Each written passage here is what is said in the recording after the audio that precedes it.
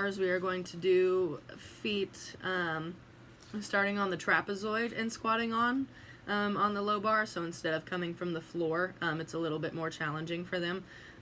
So there's this gap between the bar and the trapezoid, and so they'll jump their feet from here to here.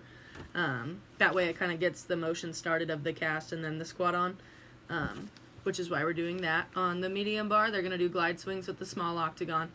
You're welcome to have them start their feet on the octagon, so they have to force the swinging motion with their body.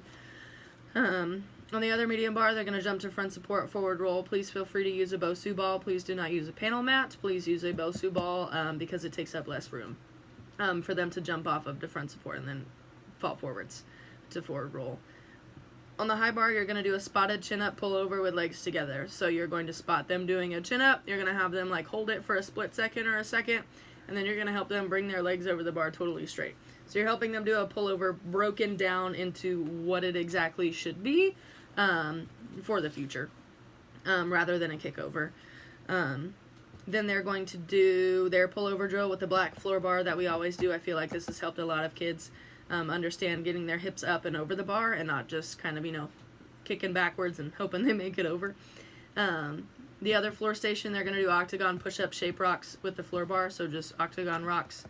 And then conditioning, they're going to do wrist shifting on their knees with the Forster bar. So they're going to hold a push-up hold on their knees instead of on their feet this time, because they're then going to take their hands and shift them forward and backward on the Forster bar. The Forster bar is the red and blue bar that has the little hexagon wheels on the end that helps it rotate without fully rolling. So that's what they're going to be doing there.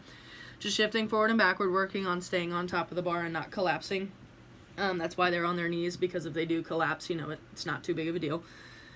For intermediate, they're going to jump their feet back to the trapezoid first and then squat on. So they're going to start in a low squat with their hands on the bar, jump their feet up and back to the trapezoid into a push-up, and then jump their feet on the bar. So it's making it more of the actual cast squat on motion. Then they're going to do jump to the bar with an arm swing, glide swing to the small octagon. So this time they have to swing their arms, jump their feet, land on the octagon, and they push out and come back. They don't have to come back to a stand unless they're totally ready for it. If their legs are coming back to the side or bent or whatever, make sure that they're not coming back to the beginning yet. They don't have enough swing to get back, and so we'll work on that later on.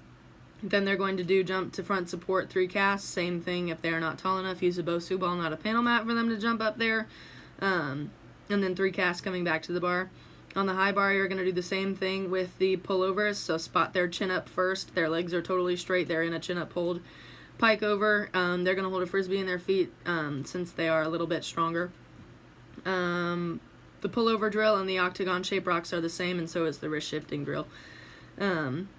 For advanced, they're going to do squat-ons with the bar at the 3rd hole height, so it's a little bit higher. You're welcome to use the trapezoid if you want, but it's already going to be a little more challenging being higher off the ground for them, so it's totally up to you how you would like to do that one. On the medium bar, they're going to jump to the bar with their arm sling, glide swing, and then they'll pull over 3 casts back hip circle, so there won't be the octagon there for them. It'll be their mini routine. On the medium bar, you're going to have to ask Tara when you get here to put the bar trainer on it, the circle trainer, the red and white little thing that we attach to the bar so they can do their front hip circles with that. On the high bar, they're going to do back hip circles by themselves with frisbees in their feet unless you need to help them. Floor, they're going to do kips on the floor bar with the dowel bar, which is what the level 3s and 4s do, or what they did for a long time. You lay on the ground, you bring your feet to the bar, you sit up in a pike with the bar ending at your hips. Do that all the time. Octagon pike ups with the floor bar, so instead of push-up rocks, they're leaning over the bar and then bringing their butt up towards the ceiling, and then wrist shift in a push-up shape with the Forster bar. Intermediate and advanced are holding in a regular push-up and shifting their wrists, because I trust that they are strong enough to be able to do so. If they are falling all over the place and they just aren't quite getting it yet, which they should, go ahead and have them drop to their knees, but kind of let them know that, like, hey, you're needing to do this on your feet. It's going to make you stronger if you do it the more challenging way. So really try and get them to get there if possible. So